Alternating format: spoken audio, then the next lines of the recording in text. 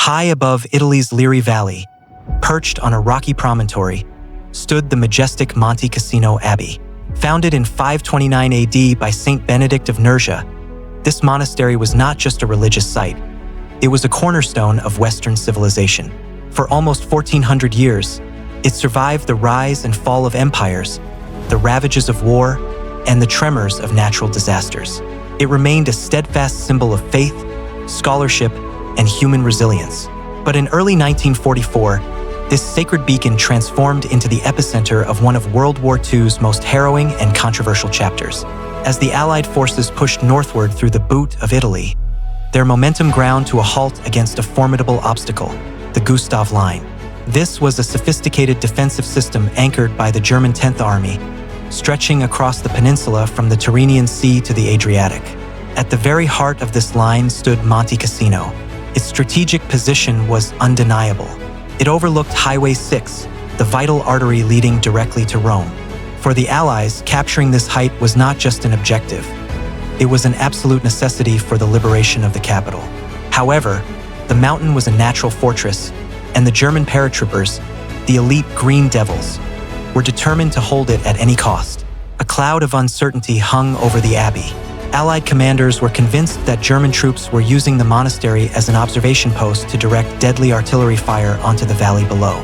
Despite formal German assurances to the Vatican that the building was not being used for military purposes, and despite the absence of concrete proof, the pressure to act became overwhelming. General Mark Clark later described the situation as the most grueling and harrowing phase of the entire Italian campaign. On the morning of February 15, 1944, the silence of the mountains was shattered. In a mission called Operation Avenger, hundreds of Allied bombers, B-17s, B-25s, and B-20SIXS, unleashed a devastating rain of 600 tons of high explosives. Within a few hours, centuries of history were pulverized. One of Europe's most significant religious and cultural treasures was reduced to a jagged landscape of smoking ruins.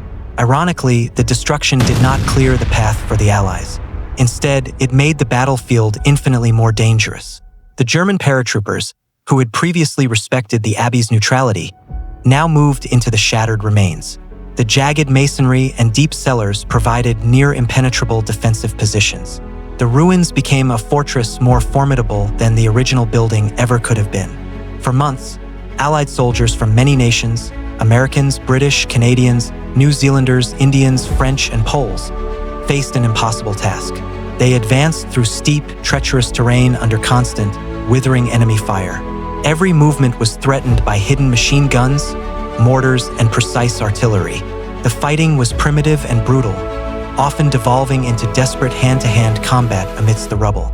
Progress was measured not in miles, but in yards and individual rooms. The human cost was staggering. Exhaustion, fear, and the constant sight of death became the daily reality for the men on the slopes.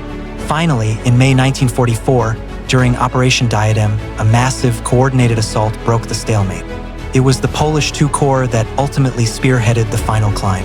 On May 18th, after suffering heavy losses, Polish troops reached the summit and raised their flag over the ruins. The Germans had finally withdrawn to their next defensive line. The road to Rome was open, but the victory was bittersweet. More than 100,000 Allied and Axis soldiers were killed, wounded, or missing during the 4 major offensives at Cassino. Today, the abbey has been meticulously rebuilt, standing once again as a place of remembrance and peace. It honors the history that was lost and the thousands of lives sacrificed on its slopes. Monte Cassino remains a powerful, haunting reminder of the devastating cost of war and the long, bloody road to liberation.